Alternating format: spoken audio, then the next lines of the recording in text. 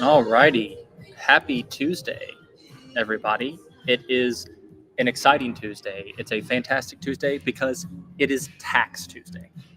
And really, all Tax Tuesday is an AMA session about taxes.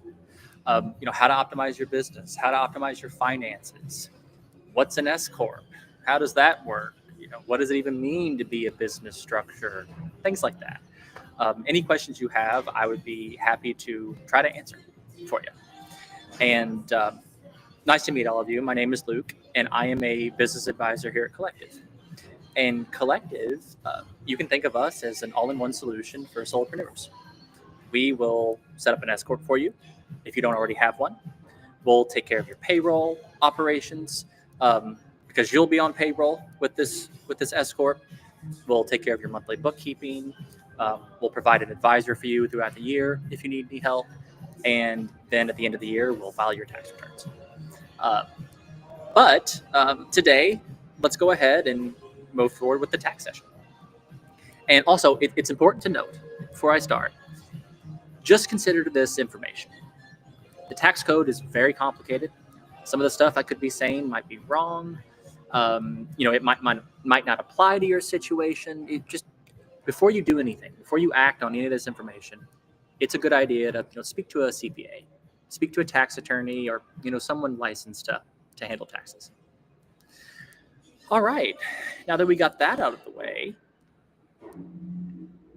okay, Drink Joshing. I love that name, by the way. What is the typical cost to do annual taxes? Well, here's the thing about Collective. We are a flat fee price. We're a subscription-based price. So you can either go on a month-to-month option, pay monthly, or you can pay an annual rate. And the annual rate is discounted. You get a discount when you pay 12 months at a time. That is a fixed cost.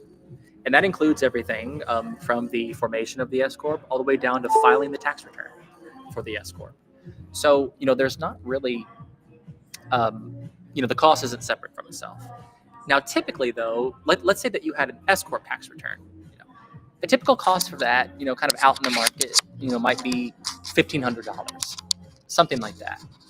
So an S Corp tax return can become pretty expensive.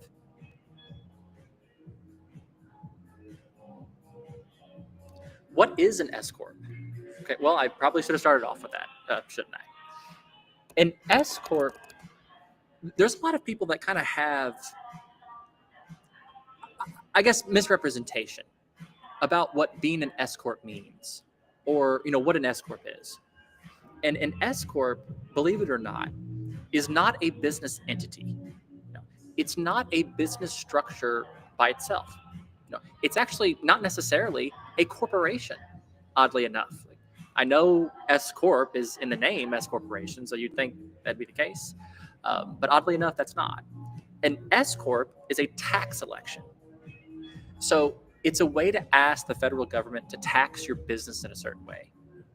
So first, before you even go the S Corp route or make a tax election, you have to set up an LLC. You've got to form an LLC for your business. It's not possible to go the S Corp route without an LLC. So that's one thing. That's the first thing that I'd say about an S Corp. And what it does is it changes how you're taxed. And specifically with the LLC side of things is before you go the S Corp route. Like when you're just a sole proprietorship or an LLC, when you kind of stop at that stage, you pay the maximum amount of self-employment tax. Self-employment, it's a flat tax rate of 15.3%. What the self-employment tax is are their Social Security and Medicare taxes. That's what that 15.3% is. Before you become an S Corp, you pay that 15.3% on either all of your money or a huge chunk of it, kind of depending on how much you're making. So for example, let's say that, a business owner is making or is netting $100,000. And when I say netting, I mean after you write off your business expenses. After you deduct your expenses and your write-offs, that resulting number is your net income for the year. And let's say that someone's net income is around $100,000, just for example purposes. Before you become an S corp, how you figure out your self-employment tax, or how you calculate it, is you take $100,000 and you multiply it by 15.3%. All of your money is subject to it when you're making that kind of money. With an S corp election, though, things change. And what happened? By the way, an S corp election is paperwork filed with the government. It's filed with the IRS. And what that does fundamentally is that turns you in to an employee of your own business, of your own LLC. And you're still the owner of this business, of course, in this scenario. It's still your business. You're still listed as the owner on the LLC formation documents. It's yours. But for tax purposes, you literally become an employee as well. And since you're an employee, your business will pay you a salary.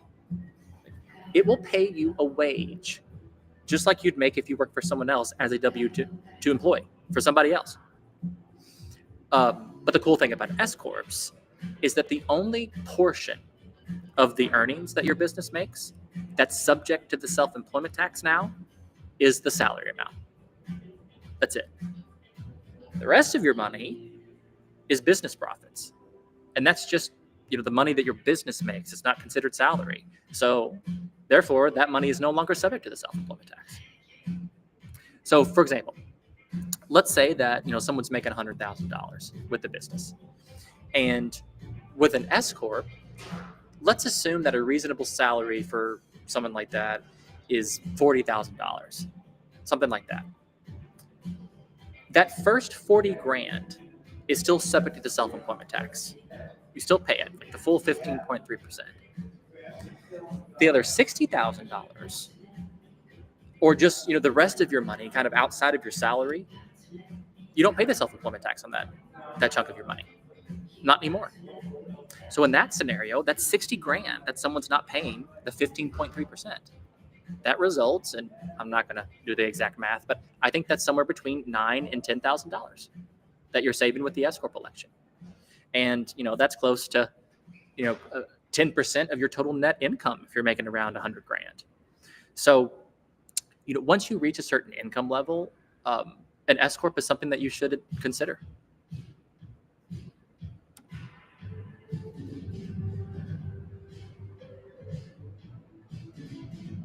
What kind of members does Collective have? Ooh, that's a good question, because we are built for a certain type of solopreneur.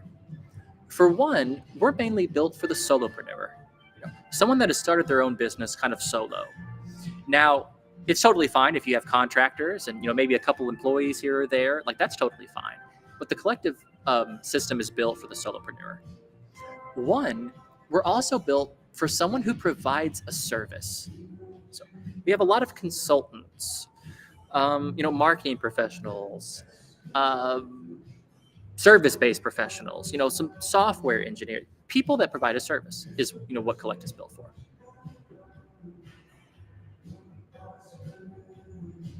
What comes with an S corp?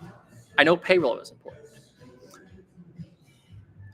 There's a lot of things, and that's why it's so important to have a company like Collective help you, is because when you're running a business, you're already juggling so many things with just simply running the business. An S corp just gives you more things to juggle, in a tax context. And, so you save money with the S corp, but yeah, you got to go through some administrative steps and some administrative hoops, if you will, to even save that money. And one of the things, as you mentioned, payroll, that's important, because people will ask me, for one, is they'll say, okay, well, if I'm only subject to the self-employment tax on my salary, then why not just pay myself $1? Like Warren Buffett, like why not just pay why not just pull a Warren Buffett and just write a Wells Fargo check for $1 to myself and take all the rest as distributions and, save a bunch of money on the self-employment tax?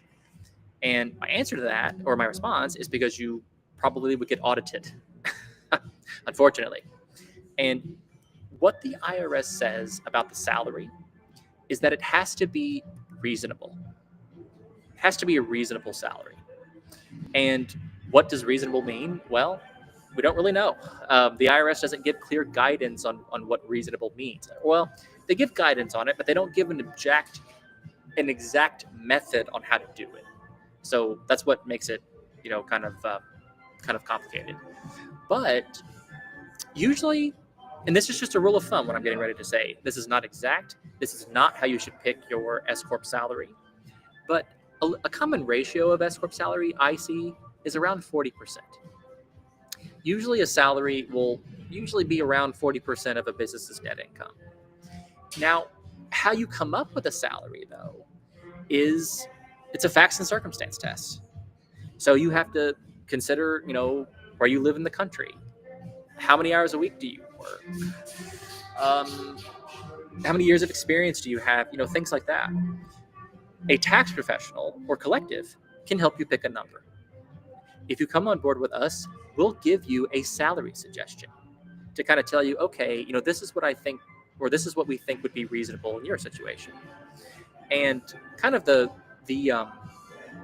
benefit of that is, let's say that, in the event of an audit or some sort of salary examination, where the government is, kind of wondering why you picked a certain S corp salary or whatnot, one of the best defenses you can have is, I relied upon the advice of this company. I followed their suggestion. Like, they seemed like they had a reasonable method, and these tax concepts are not part of my usual experience, so they did it for me. And that's usually some pretty good defense and meat in the event of an audit.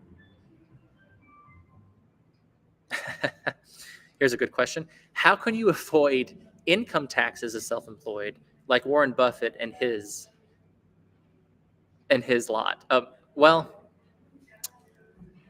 it's really hard to avoid income tax, especially as a self-employed person who's doing active work with stuff.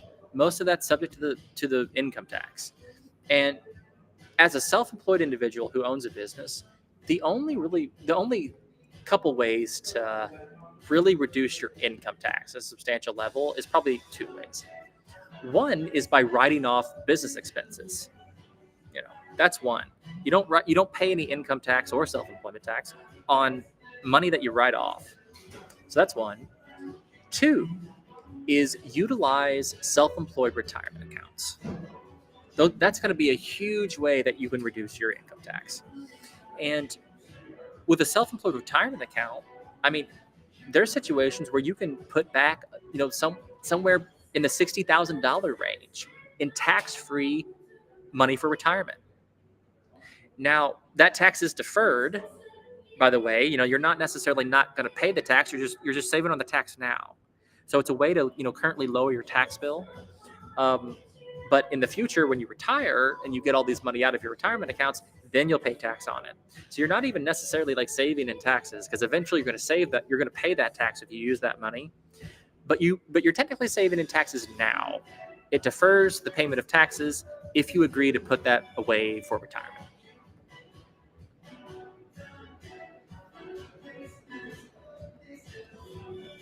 Okay. What kind of services is included with collective? Well, really, when it comes to the S corp, we do the whole shebang. And the first thing, or the first sort of set of services that are included, are formation services. If you don't already have an LLC set up, we'll set one up for you. That's kind of the first step we take. We will obtain your EIN number for you and draft you an operating agreement for your LLC, which is kind of like the legal document behind the LLC. So that's the kind of the first step. And then we'll make an S corp election on that LLC and turn you into an S corp. Then from there, we will set up your payroll and run your payroll on an ongoing basis, because you will literally be, on a formalized paycheck now, with this new S corp tax structure. So, we'll take care of that. And then we would also take care of your monthly bookkeeping. Because the thing about an S corp is, when you go this route, the accounting becomes a little bit more complex. And how you track, how you pay yourself and whatnot becomes more important. Because let's say that, you're giving yourself distributions or whatnot, you're running your S corp. If you give yourself distributions in the wrong way, or let's say that you don't have enough basis in the business to give those distributions, they could be subject to capital gains tax. So that was a long way of saying that the S corp accounting becomes more important and more vital in making sure that you're not paying more taxes than you already are, and erasing all your tax benefit from the S corp. So we'll handle your monthly bookkeeping, and how we do that is we will electronically hook up all your accounts, categorize your transactions each month, reconcile them, and give you accounting reports each month. Then you also have someone on your team called a member relationship manager. And you can essentially think of them as your account manager. So, if you ever have a question, need some guidance on something, or just need some support, you can hop on a Zoom conversation with them whenever you need to. And then, kind of as we organize your books throughout the year and run your accounting throughout the year, we'll also calculate your quarterly estimated tax deposits, because those are still a thing with an S corp. And then at the end of the year, we'll file your S corp tax return, your 1120S. So we pretty much do the whole shebang when it comes to an S corp. Let me see here. Can you put your assets in the company name, including incorporating your given name, thereby sidestepping income taxes? No, you can't sidestep income taxes. It's just not possible. Now, in terms of incorporate, and you can't just incorporate all your personal stuff and call it a business. Like, that's a fraudulent operation. It's unlikely that would even be recognized as a business if you did that. But here's the thing. And again, before I say this, speak to a tax attorney before you do anything, speak to a CPA before you do anything. But there are ways to lower the amount that you pay in self-employment tax through different corporate structures. And one way is, let's say that, let me back up. There's a difference between pass-through entities and disregarded entities like LLCs, S-corps, or whatnot, versus C corporations. In pass-through entities like an LLC, all of your money is subject to personal income tax rates, to marginal income tax rates. And those marginal rates go from, like 10% up to 30-something%. So it can become pretty expensive. Now, a chunk of your money is subject to 10%, a chunk of your money is subject to 20%, 30%, so on and so forth. No matter what, it just is. Like, as you run business each year, that's how much you pay in income taxes. S corps, though, C corps, it's a little bit different. C corps have a corporate income tax. And the corporate income tax is a 21% tax rate. It's a flat tax rate. So sometimes corporations pay lower amounts in corporate income taxes than people do as individuals for income taxes, as individual income taxes. So let's say that you had a business operation and you needed to keep a lot of your money in the business year over year. You didn't need to pay it to yourself a lot. Then you might benefit from a C corp structure instead. Because if that money stays in the business, you're only paying a 21% flat tax rate instead of your higher individual tax bracket of maybe an effective tax rate of like 25% or 28% or 30%, something like that. So in certain situations, it might be better to go the C corp route. But again, these things can be extremely complicated. So if you do that, consult with an attorney to set up a structure like that.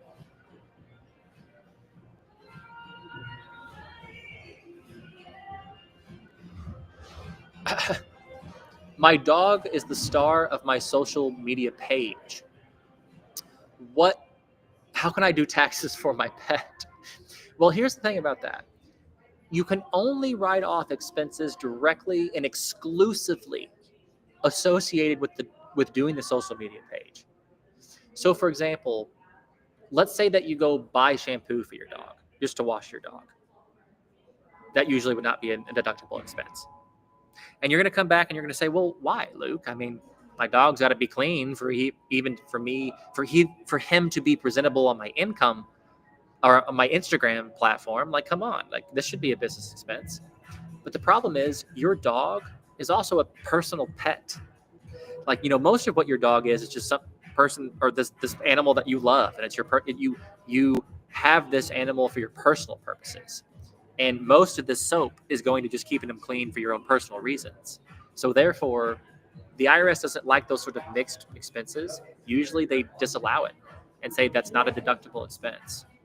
Now, if you buy a webcam to exclusively film your dog doing this stuff for your business, that's a deductible expense. But just because you have a pet, not all of the expenses associated with the pet are deductible. Just because that pet is the star of your social media page, and it can be kind of frustrating because you think that it'd be the other way around, but the IRS does not look at it that way. So you can't anything that has anything personal to do at all. Usually, it's not a good idea to write off.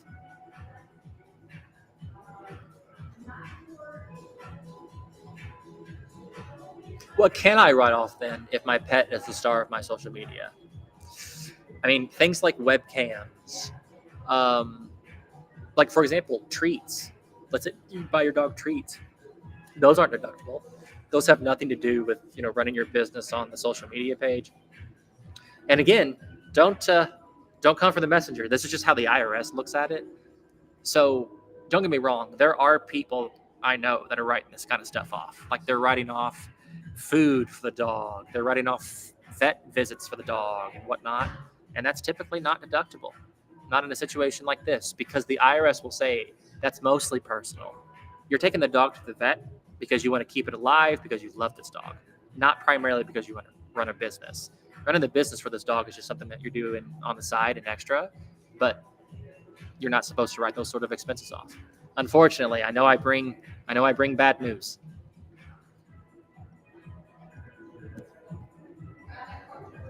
All right.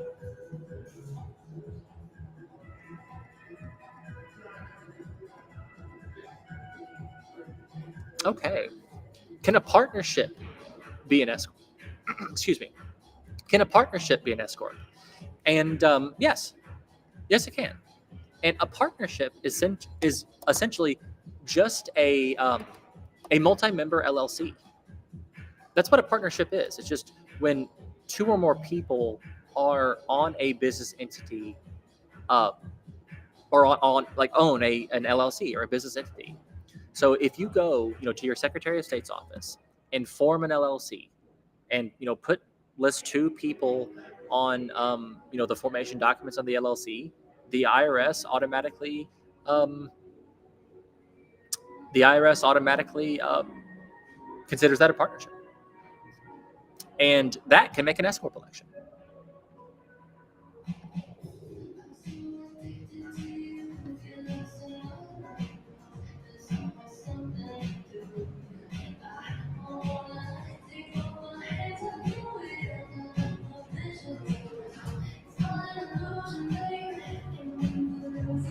Okay.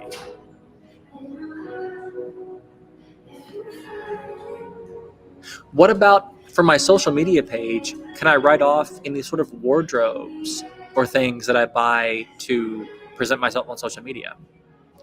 You're not supposed to, unfortunately. Like I know, because people will go and they'll they'll go to the barber shop or the beauty salon, or like they'll get their nails done, because it needs to look good on social media, which I totally understand. I totally get doing that. But the IRS technically doesn't want you to write that off. It's not a deductible expense.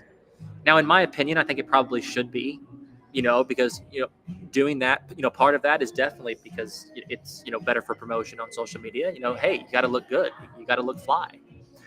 So in my opinion, it probably should be a deductible expense. But just to be clear, it is not. The IRS does not consider those type of expenses as being able to be written off, unfortunately.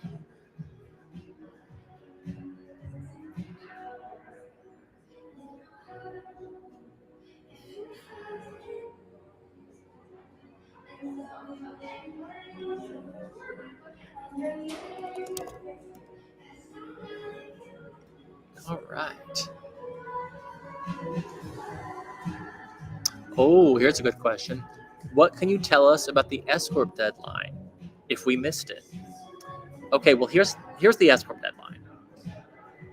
The deadline that they're referring to was the March 17th timely S corp election deadline.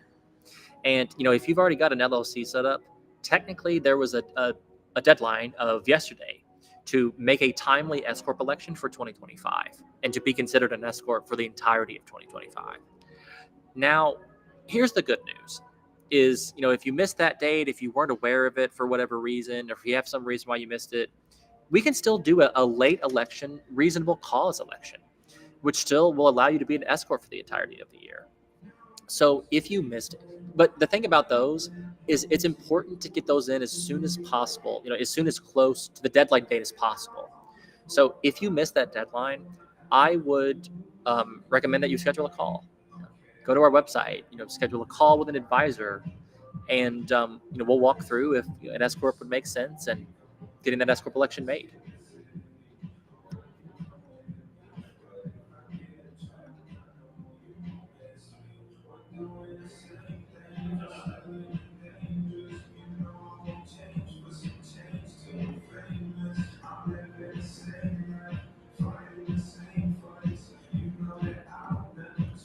Okay. I think I have time for one more question here. Are there any ways to save more in taxes beyond the S corp?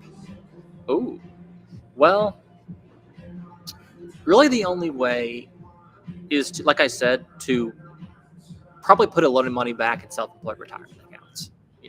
If you're making a lot of money and you don't need every dime of your money to spend personally or whatnot, really the only way to really save in the income tax substantially is to put a lot of money back in self-employed tax-free retirement accounts. So unfortunately, that's really the only way. What's the difference between Collective and its competitors? Well, here's I think is the main difference. Collective has found a niche that has a really big need in today's market, and there are a lot of solopreneurs that have started their own businesses. There's a lot of consultants. There's millions of them, and a big pain point is just kind of handling all the pieces of a tax situation. Of handling the accounting for your business, paying the taxes. How do I form it? How do I set it up? So Collective consolidates that all into one company. You don't have to have other softwares or pay other professionals or have a bookkeeper on this end or a CPA on that end or a tax person on that end. Collective handles it all in one spot. So that's what I think sets us apart, is our convenience and our platform to where we handle the whole shebang for your business. And on that note, I am going to have to jump. I have to go talk to some Collective members. But if you enjoyed the conversation today, or if you think that an S corp might be in your best interest, schedule a call, with one of our new business advisors, and we'd love to talk it through with you.